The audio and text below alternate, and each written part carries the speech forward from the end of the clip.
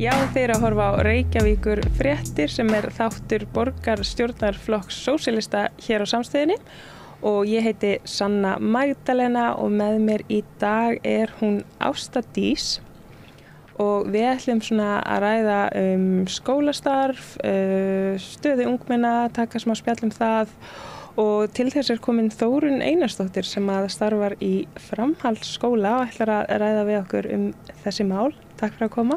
Takk fyrir að fá mig. Ég kannski bara bið þig að svona lýsa þínu starfi, kynna þig. Já, ég búin að kenna öllum skólastigum núna. Byrjaði fyrir 20 og eitthvað árum í leikskóla og leikskólakennari í grunninn og bætti síðan við mig og sérkennari og dönskukennari og já, en hef mikið verið í sérkennslu og núna á starfsbraut í kvennaskólanum og í dönskukennslu þar.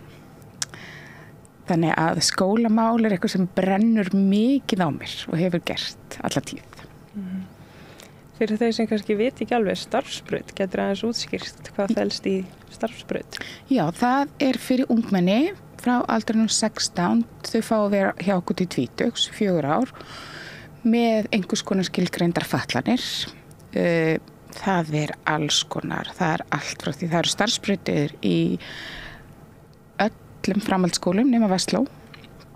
Og já, við fáum bara, eins og í mínu tilfelli við kannski að fá börn sem ekki hafa rekist í grunnskólakerfinu og við bara svona að byggja þau upp í öruggu umhverfi þar sem þau að fá þjónustu við hæfi og nám við hæfi.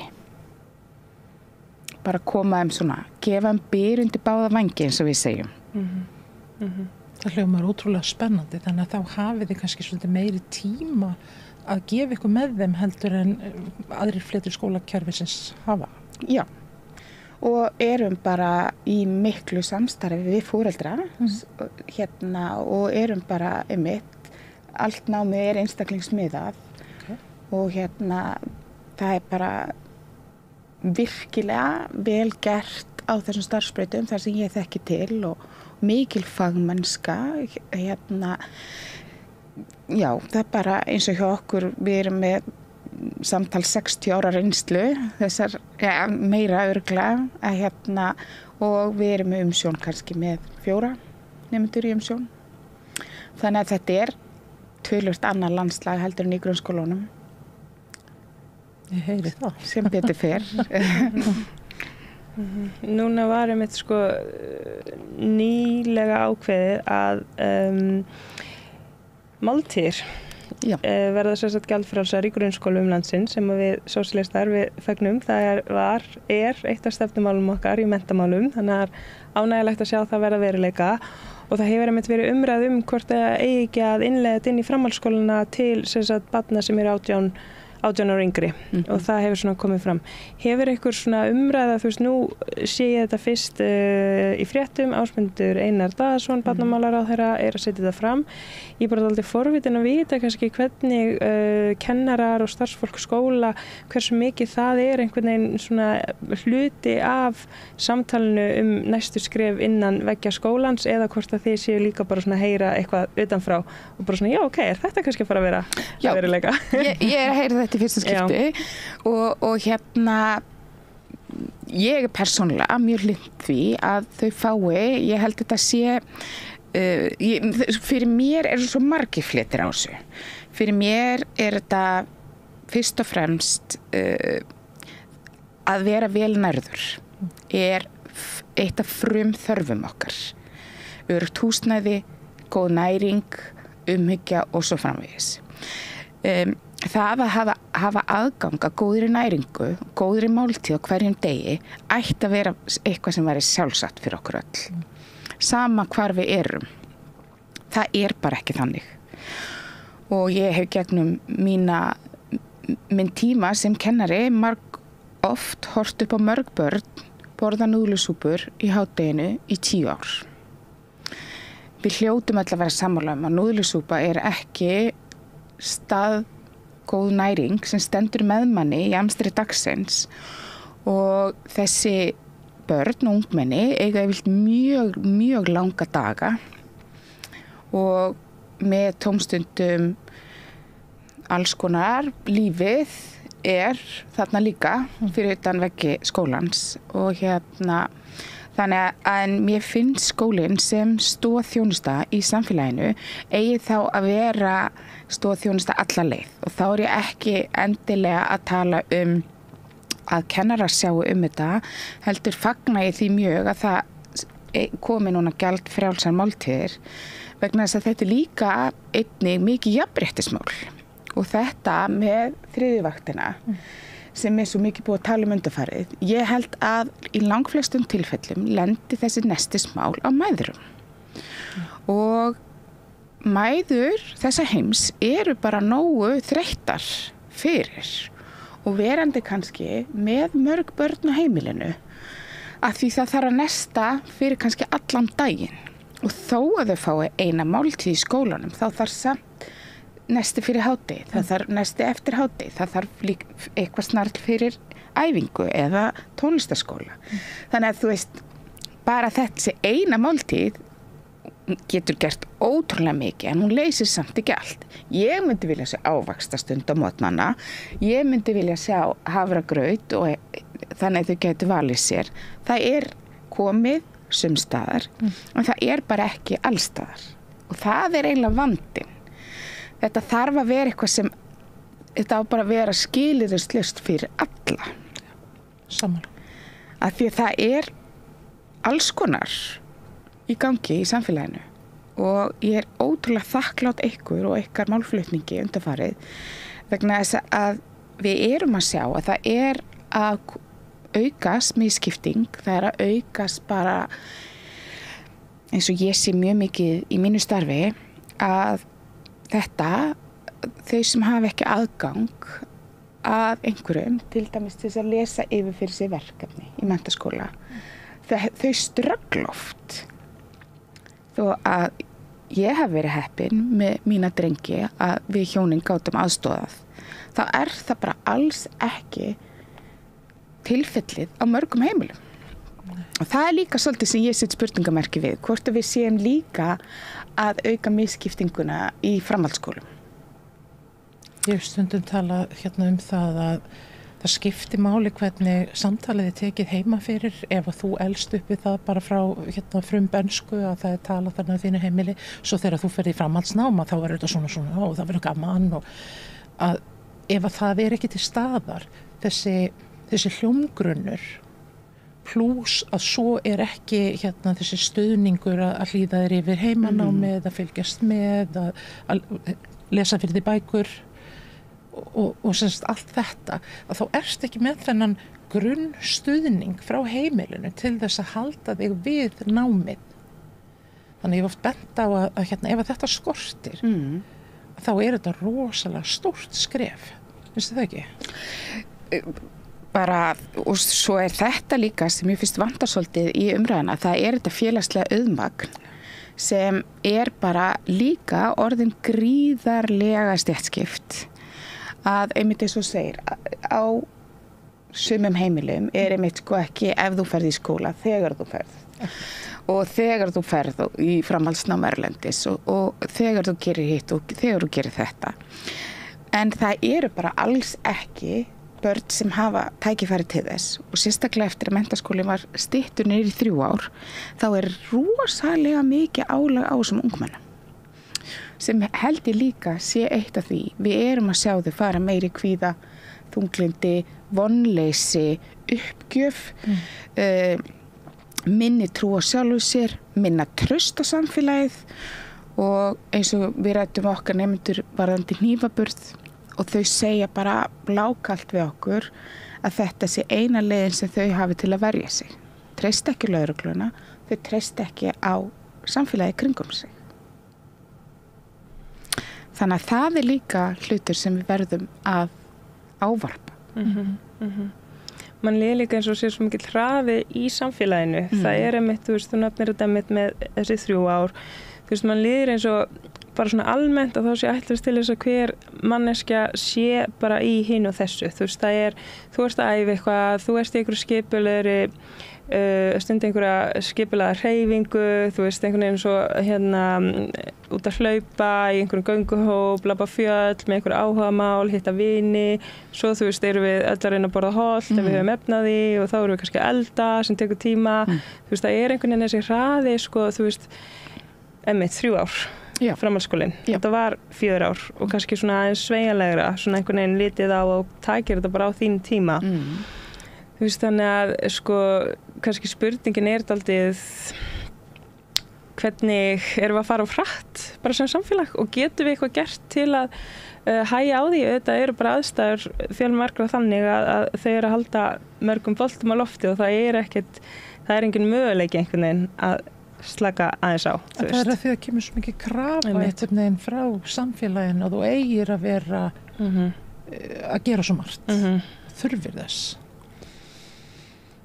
Já, og svo ef ég hugsa þetta út frá hinum vinklinum líka, ég hlustaði þetta mjög gott viðtal á RÚV við formann samtakana, að því að sem er alin upp í fátækt og eins og hún bendir á að það þú eignast vini í íþróttunum, þú eignast vini í skólanum, svo áttu þína æskuvini og allt virðist þetta að við erum mjög mikið tengsla samfélag og allt snýst þetta að nú er ég algjörlega fullir það, en oft snýst þetta að þekkja rétta fólkið og það er það sem ég hef líka orðið áhyggjur af, að okkur finnst sjálfsagt að margir komi hingað og vinni baki brottu fyrir lág laun, en við ætlum ekki að grípa ef eitthvað gerist. Eða það er allan litlar áætlanir til það. Algjörlega. Og það er svolítið það sem ég er svo hrædd að við missum fólk í reiði og vonleysi og uppgjöf. Því það er erfiður baggi að bera. Já, mjög. En eins og bara staða sko framhaldsskólinn í dag, bara þetta er risastór spurning, hvað er svona brýnast að gera? Er bara allt, þú veist, bara mjög gott eins og það og bara við erum að halda fram sömu braut, eða þú væri bara, gætir í rauninni gert hvað sem fengir hvað ósku uppfyllta sem bara stóra spurningin, hvað er það sem að þú veist, hvað er það sem að þyrfti að laga og svo kannski bara hvað er það sem frábært í skólastarfinu, hvað er eitthvað sem við ættum alveg bara pottþétt að halda í og ekki breyta, eitthvað sem getum verið bara rosa ánægð með að sé til staðar. Sko, nú get ég nú bara að tala eins og ég vinn í Kvennaskólanum og það er til dæmis aðdánavert hvað haldið vel utan nemendur og ég sinni líka svona lesblindugreiningum og með krakki viðtöl til mín að hjálpa þeim að brjóta niður námsefnið ef það er það sem þarf, lesa fyrir þau, lesa yfir fyrir þau ef það er það sem þarf. Og það er þessi óbærslega persónulegu tengsl. Stjórnendur vita hvað allir nemendur heita og það er einhvern veginn, já, það bara við erum svolítið mikið mynda á að gleyma engum. Það er frábært, framhaldsskólar á Íslandi eru frábærir. Bara, þú veist, og stúdentspróf á Íslandi, þá skiptir engu máli hvaðan þú ert með stúdentspróf, hvaða einhvern þú fékkst, vegna þess að áramótin í Háskóla Íslands hefur þetta verið rannsakað, þá eru allir komnar á sama stað. Þannig að það er mjög mikið jöfnunar tækifæri en það sem ég hef ágjör á að það komast ekkert allir þangað. Þú veist, það er erfitt ef þú hefur ekki stuðning heima fyrir að stunda framhaldsskólanám. Það er dýrt, allir þurfa að eiga tölvur, þetta eru dýra kennslubækur. Mér finnst til dæmis að kennslubækur í framhaldsskólum ætti að vera ókeypis. Það er alveg svona klárt mál að minni hálfu. Það er þannig í nágrannalöndum okkar víðast hvar. Og já, ég held þetta eins og segir, ég held að við bara hraðinn er svo gríðalegur og bara, þú veist, bara þetta, þau eru ekki allir með rafræn skilríki. Af því að það þarf að fara að ég skilji, þú veist, það þessi skref sem ég bara já, og svo bara eins og ég segi, það bara líka lýðheilsumál að við tilheyra, vera í hóp.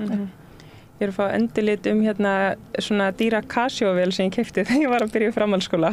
Ég alveg að fá endurlitið þú veist, borga gjöldin, kaupa bækurnar, fara á skiptibókamarkað, samt endar þetta á því að kosta alveg slatta og svo ertu líka að kaupa reiknivél, góða reiknivél og þannig að þetta alveg, þú veist, úlingur þarf alveg að eiga mikinn pening ef hann á ekki foreldra sem að getur stutt við baki á honum og þá ertu kannski farin að vinna með námi og ætlast til þess og sinni náminu en ekkert öll ungmenni sem geta, þú veist, einbeitt sér að náminu þurfa að fá tekjur fyrir bókunum einhvers staðar frá og það bitnar þá kannski á náminu því þú ert að mæta þreyttir í tíma. Já, og svo bara erfitt fyrir ungmenni 16 til 18 að fá vinnu yfir höfuð. Þú þarft helst að þekka einhvern sem þekkir einhvern sem reddar að því ég skil alveg að þau vilji vera sjálfstæð upp á ákveðnu marki svo bara ógeðslega dýrt að fara á böll 6.000 skall. En svo snýst þetta líka að barn sem að elst upp á heimili sem að ríkifátækt að það finnur alveg fyrir álaginu sem að foreldrarnir hafa af því að reka þau í skóla og þá kemur aftur á móti það sem svo erfitt. Það þegar barnið sjálft tekur ákvörðun að ætla ekki að sækjast eftir því að fara í nám, að ætla ekki að fara í þessar tómstundir, vill ekki fara í skólaferðalagið og barnið upplifir kannski að þetta sé þeirra eigin ákvörðun en hún tekin út frá því að valda ekki foreldrunum því álagi að þurfa að takast á við að greiða þetta. Barnið vill sjálfkrafa létta á foreldrinu og þá erum við með barn sem að taka ákvarðanir út frá forsendum sem eru bara alls ekki í lagi. Og þetta eitthvað sem ég hef séð gríðarlega mikið af í gegnum tíðina og þú veist, það bara þú veist, við ætlum að fara á kaffihús niðri í bæ. Nei, ég kemst ekki. Danir eru til dæmis með frábært jöfnunartæki þar sem öll fá SU og það tengt efnahag foreldra en allir fá þó að við hefum þéniðum þannig að en þeir fengu samt 40.000 íslenskar á mánuði. Námslaun þá eða svona sem námslaun, mitt. Það mjög sniðugt. Já, og ég held þetta sé eitthvað að jú, vissulega þetta dýrt fyrir samfélagið en það líka rosalega dýrt fyrir samfélagið ef við missum þessa einstaklinga úr kerfinu og missum sjónar að þeim og náum ekki að styðja þau til góðra verka vegna þess að það bara, eins og þú segir það í eðli barna að vernda foreldra sína. Það í eðli barna og þau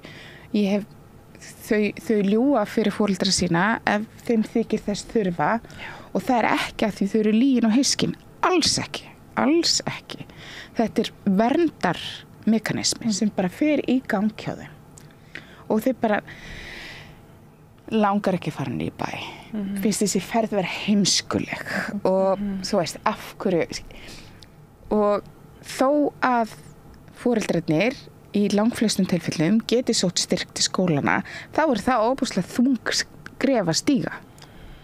Og það eitthvað sem ég finnst ekki, kannski í önnum dagsins, kannski þarftu að sinna 3 vinnum með stórt heimili og taka þér tíma að fara og tala við skólastjórann og segja, ég hef ekki efni á þessu. Mér finnst það bara, það óbúslega mikil niðurlæging. Þetta svo mikið niðurlæging og svo það, þú veist, þetta andlega álag inn í hversdaginn. Þú hefur kannski tíma til þess að fara, en þetta andlega álag, það tekur svo mikið toll af þér að fara og bera þig svolítið hver þín staða að ég hef sjálf verið í þessum sporum. Já. Og þetta bara, mér finnst oft eins og fólk láti, eins og þetta sé bara ekkit erfitt, en það fólk sem hefur ekki staðið í þessum sporum sjálft, því þetta bara með því erfiðar sem hún gerir. Já. Og það bara þannig. Já. Og það á enginn að þurfa að gera þetta í því velferðarsamfélagi sem við búum í. Að það það sem gerir mig svo óbúslega reiða og það þar sem ég held að við séum að svíkja svo óbúslega mikið fólk, ekki bara börn og ungmenni, heldur fólk. Líka ef þú ert vön að fá nei, að því að þú veist, ég hef heyrt þessi rök, bara já, þú veist, fátækir foreldrar eiga bara að koma inn á skrifstofuna og segja bara hvað ég get ekki borgað, getur þú hjálpað mér. En ef þú ert líka vön að fá nei úr kerfinu, þú veist, þú ert vön að fá svörin bara eitthvað, nei, þú ert aðeins að tekja það og fara ekki sérstakann húsnæðisstuðning. Svo bara nei, þú ert í vinnu, við getum ekki, þú styrtið að hjálpa þér. Eða bara eitthvað, nei, þú verður bara eitthvað að taka til í bókhaldinu eða eitthvað, hérna, fara fjármálanámskeið eða eitthvað svoleiðis. Að þú veist, ef þú ert vön að fá nei, af hverju ætti maður líka að leggja á sig kannski alla þessa andlegu orku og öll þessi skref til þess að fara að biðja aðstoð að þú veist ekki eins og kannski viss hver útkoman verður og svo náttúrulega eins og þeir að tala hér, skólinn miklu meiri nám, það þetta félagslega og allir þessi þú veist, kostnaður sem falinn, sem kannski ekki nauðsyn en samt eitthvað sem að, þú veist, maður verður eiginlega að taka þátt í til að geta verið 100% í skólastarfinu, þú veist, þessi böll, þessi ferðalög, svo kannski að taka nesti í ferðalögin, þetta fljótt að tikka saman, allt þetta. Hérna skipuleggja bíóferð. Ætlar þú að fara til mömmu og spyrja hvort þú getur fengið pening fyrir bíó ef þú veist að hún gat ekki keypt matinn þann daginn, sko. Og ætlarðu líka, þú veist, ég meina þau sleppa því bara að mæta í afmæli, þau halda ekki upp afmæli sín sjálf, þau sleppa að fara á skauta og það bara, þú veist, og hérna, sko, mér finnst í besta falli barnalegt að segja að þetta sé ekki raunveruleikinn sem við búum við, en sko, raunverulega finnst mér þetta eiginlega, já, ég gerir mig grein fyrir því að mikið af þessu fólki sem að tjá sig skólamál hefur ekki farið sjálft í skóla, farið inn í skóla nema bara skutla börnunum sínum og verið það sjálft. Svo náttúrulega annar punktur sem við megum heldur ekki gleyma, það að hópurinn sem á hvað erfiðast hefur ekki getað treyst kerfinu. Það hefur kannski sjálft komið brot úr skóla, það hefur sjálft verið bara margar kynslóð og arfleið. Og það bara svolítið skylda okkar að brjóta upp þessa arfleið af því hún stórhættuleg. Heyr. Já, ég bara, þú veist, get ekki sagt neitt annað að, þú veist, okkur sem gekk vel í skóla og ég man ekki eftir að það hafi verið ringt þegar ég var í skóla. Það var svo gaman. Það ekkert allir og ég verð að átta mig á því að það ekkert allir sem hafa það þannig og maður sér það bara fólki, þau koma inn bara alveg kreft. Þau eru bara staðrafan í því að við sem að fara að skamma þau. Af hverju ertu ekki búin að láta barnið þitt lesa á hverjum degi? Hvernig stendur á því að hún mætir ekki með gögnin sem hún á að vera með eða hann á að vera með? Þú veist, þetta rosaleg vinna og fólk sem bara þreytt vegna ýmiss konar álag, veikinda eða einhvers annars. Það hefur bara ekki þessu auka orku. Þannig að ég held að það sé aukast alveg gríðarlega. Já. Þessi skautun í samfélaginu. En þegar sko ég tekið þessu umræði í nokkrum mismunandi hópum, hvað það sem að valda auknu ofbeldi núna og af hverju líður börnum illa í skólanum og þeir sem ég hef verið, umræðuhópar sem ég hef verið í, hafa svolítið brotið þetta upp og hluti segir þetta foreldravandamál, vandinn byrjar heima og hluti segir skólarnir þurfa bara að takast betur á þetta. Frá mínu sjónarhorni snýst þetta kannski svolítið ójöfnuð og ég hef verið mikið að benda á það að ég telji að ójöfnuður sé klárlega hluti af jöfnunni og ef sá hluti ekki ávarpaður þá finnum við aldrei lausn á vandanum. Þannig að hver svona svolítið þín sína? Já, ég hef mjög sterkar skoðanir á þessu. Að til dæmis sína tölur að þeir sem koma inn á borð hjá Virk í kulnun vegna vinnu að þegar að fara að rýna í gögnin þá raunveruleikinn 20% sem í kulnun út af vinnu heldur 80% af þeim að glíma við kulnun vegna annars konar örðurleika. Húsnæðis, örðurleika, fjárhagsörðurleika, örðurleika í samskiptum, það getur verið alls konar og þá þurfum við líka að búa til stoðkerfi kringum þannig fólk. Eða sko þannig fólk, nú ég fólk sem komið í vanda í lífinu og og það eiga bara allir rétt á því og bara til dæmis þessi sko, ég sitt fyrir fram með fólk og það bara engar upplýsingar raunverulega alveg á hreinu hvernig átt að snúa þér. Það bara hver sérfræðingurinn talar út frá sér en sérfræðingarnir tala ekki saman. Þannig að ég held að það sé svolítið vandinn að við bara með of litla stoðþjónustu. Hún gríðarlega mikil en það einhvern veginn enginn tala saman. Og ómarkviss. Já, afar ómarkviss. Og svona já, ég held að það sé svolítið sko að leið og þú bara, nú tala ég eftir Danmörku, að leið og þú barnið greinist með eitthvað, þá færðu félagsráðgjafa sem þinn aðili í kerfinu. Kerfið þar alls ekki fullkomið, bara ekki misskilja mig, en það svolítið þannig að sko, það þarf líka að vera einhverju þínu liði. Já. Þú veist, ég held að fólk sé svolítið ofta upplifa að það sé eitt á móti öllum sérfræðingunum. Þetta líka kannski spurningum út með einn fulltrúa sem að svona þinn tengilið við kerfið, að þá ertu bara með einardyr af því að hann passa upp á allar hinar dyragættirnar. En kerfið okkar einhvern veginn alltaf þannig að það eins og þú sért einn bara inn í einhverju gangi með 10-20 dyrum og þú veist ekki hvað þú átt að banka upp á næst. Nei. Þú sendur á milli og svo færðu misvísandi skilaboð. Já, og svo færðu endalaus á höfnun, eins og Sanna sagði, örlítið of háar tekjur. Þú veist, þetta bara ekki boðlegt. Og við sem samfélagi náttúrulega bara alls ekki að bjóða upp á þetta. En við gerum það samt sem áður. Nýju farsældalögin náttúrulega vissulega frábær og flott að sjá hvað það samt á þá að reyna samt þetta þjónustuna. Ég mikla trú á þeim.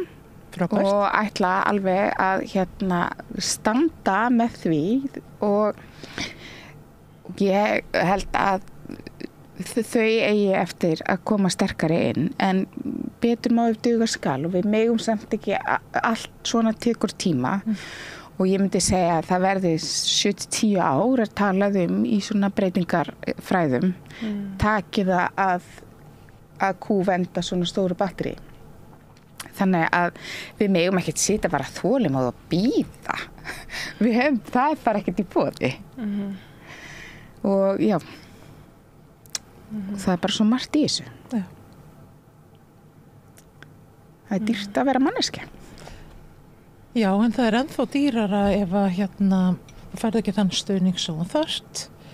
Því að ég held að sko við verðum svolítið að líta á þetta sem fjárfestingu, eins og segja með út í Danmörku með þessi laun, skólalaun, að þetta er ekki glatað fé. Nei. Þetta fjárfesting inn í framtíðina, þó að ávöxtunin skilir sér ekki fyrir seinna, að þá þetta held ég alveg þessi virði og ég held að við þurfum að venja okkur svolítið meira á það hér heima að hugsa þessa fjárfestingu inn í framtíðina. Fjárfestum í börnunum okkar. Það skilar sér tilbaka. Já, fjárfestum í stuðningi við fjölskyldur og opnum á þá umræðu að það líka til eitthvað sem heitir velmegunarvanræksla. Það líka til börn sem það nóg til á heimilinu af öllu en ekki kannski tíma. Þannig að við verðum líka að ávarpa það. Já. Og þetta, ég bara hefur reynt að kynna mig svolítið vel þar sem fólk að skrifa og segja skólamál og langar bara að bjóða því fólki að koma og vera einn dag í kennslu. kannski viku. En það bara ekki þannig að fólk hangi á húnunum að fara að vinna í grunnskóla, sérstaklega ekki fólk með menntun. Það ekki þannig að við finnum allt í einu bara 20 hlýjar hendur til þess að sinna okkar minnstu bræðrum og systrum. Þær eru bara einfaldlega ekki, þær eru ekki þarna. Og það ekki að því að það sé svo glata að vinna í skóla. Þetta bara umhverfi sem bara rosalega erfitt að vinna í. Þó kennarar upp til hópa séu meira áttar snillingar, sko. Og alltaf, þú veist, mjög lausna miða ég held þessi mjög lausna miðu stjætt. Þá bara, eins og ég segi, þá fólk ekki að hanga húnunum að koma aðstoða okkur. Og sama á við á spítulunum og annað. Það sem okkur vantar miklu hlýjar hendur. Þannig að það þarf að gera starfsaðstæður svona meira aðlaðandi, svo að sé þetta bjóða upp ennum stuðning og svo ættum við kannski að vera að einblína á gjaldfrjálsa framhaldsskóla. Það væri eðlilegt næst að skrifa því það jú ungmenni og námsmenn þar. Nákvæmlega og sko og ekki bara þú veist að sunnudum eftir hádegi þegar við erum í góðu skapi. Heldur bara alltaf tala um þetta aftur og aftur og aftur og aftur. Hver kostnaðurinn? Samanber með íþróttirnar.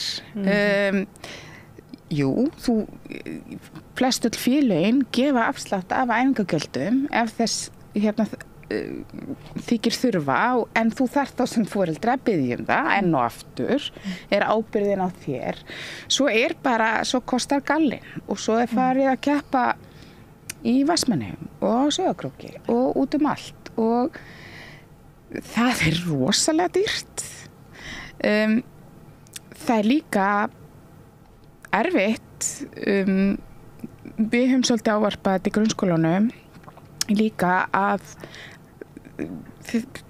bara mennskan verður ekki bara til innan 4 veggja skólastofunar. Þau verða líka að fá að vera börn með öðrum börnum og einmitt stunda skipulagt tómstundastarf. En það þarf þá líka að vera einhvers konar hvati að þú ert að vinna allan daginn láglaunastarf, þá það kannski ekkit forgangur þinn og ég finn það að margir foreldrar þeir þora ekki að fá að fara fyrir úr vinnunni, jafnvel fyrir foreldraviðtöl. Þetta oft samtal sem við þurfum að taka við erlenda foreldra og útskýra fyrir þeim á Íslandi áttu rétt á því að fara.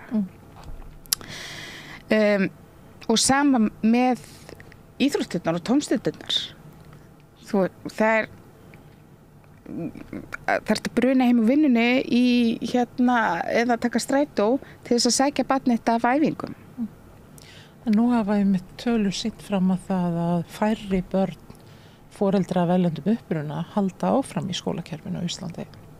Já, það alveg bara sláandi. Já. Og ég ansi hrædd þann hóp. Já. Ég ansi hrædd að við eigum eftir að vakna upp í vondan draum þegar þetta fólk verður fullorðið og átta sig á því hvað tækifærum það misti.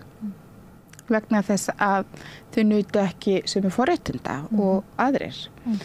Eða skulum orða bara mannréttinda. Af því að mannréttindi koma forréttindum ofar. Og við getum gert svo miklu meira fyrir annan hóp og við þurfum að gera miklu meira fyrir annan hóp. Og við þurfum að vera stolt af því að við erum stækkandi samfélag og við erum orðin mjög margbreytileg innan samfélagsins en ég sé það kannski ekki heima hjá mér í Garðabænum þó ég gerir mér grein fyrir því að það þannig. Ég held líka að það skiptir svo miklu máli að þú veist að sameina þennan hóp í orðinu við. Já. Að það sé ekki við og þau heldur þetta snýst okkur öll saman. Já.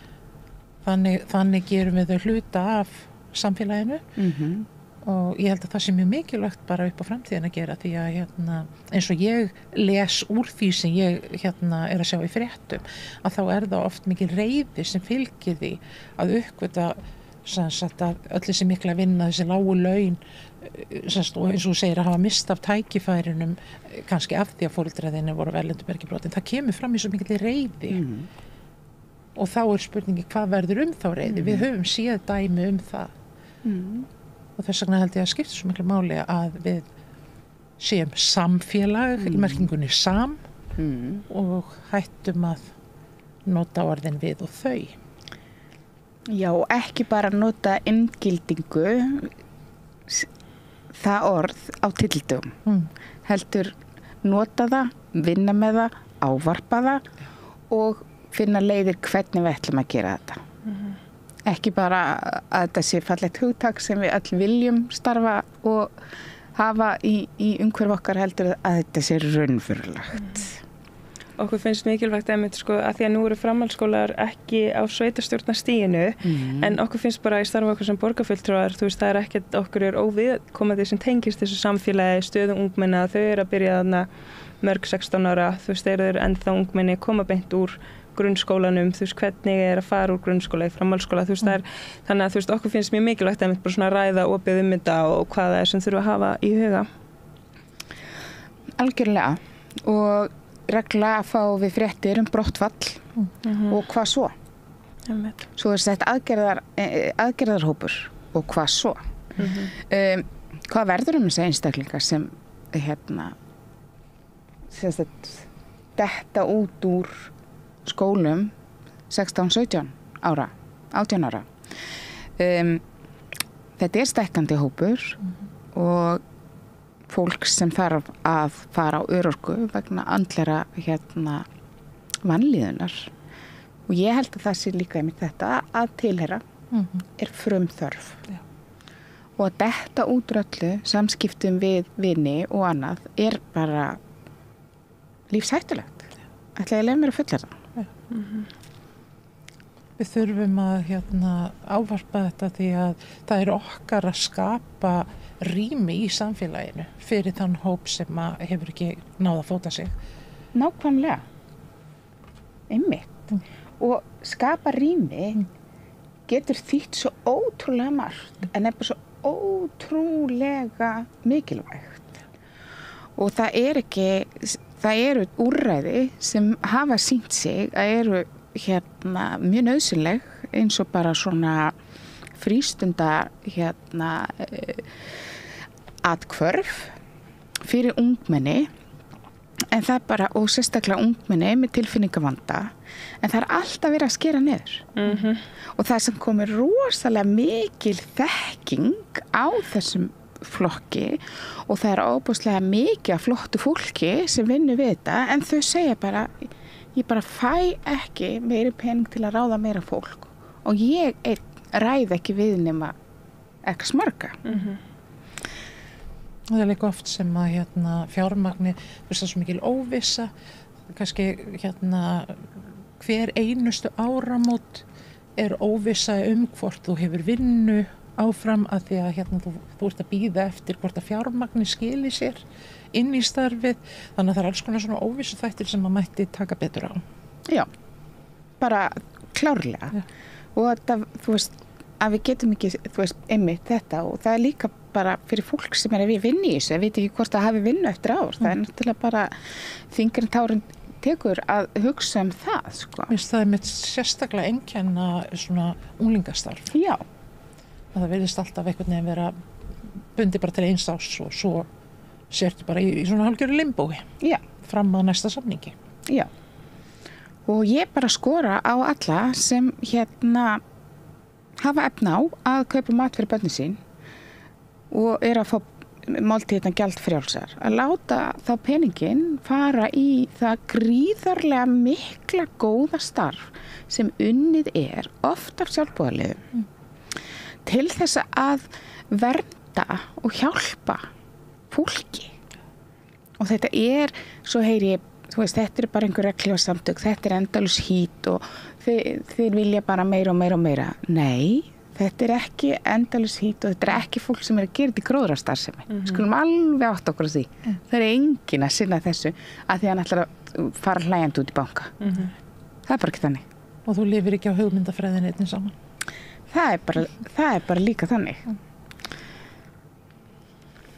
Já, við förum vel næstuð úr þessu samtali. Og bara einmitt, bara takk kærlega, Þórunn. Já, takk fyrir að fá mig. og bara ég svolítið glöða að nú það ekki bara verið á kennarastofu að rífa kjaft að það ákveðin léttur líka að að því ég held að við kennarar tölum mikið ástandið en það oft ekki mikið hlustað á okkur upplöfu við sem ég kannski vil segja mér, ég veit það ekki. En frábært allavega að hafa getið gefið þér vettvang til þess að koma þínu á framfæri. Takk fyrir.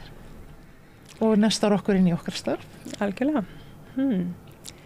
Takk fyrir að vera með okkur í dag. Ef að þið eru með einhverjar vangaveltur, athugasemdir, þá þætti okkur væntum að sjá þær í athugasemdum kæri hlustandi og við sjáumst aftur eftir viku. Takk, Sanna, Ásta Dís og Þórunn kveðja hér í dag.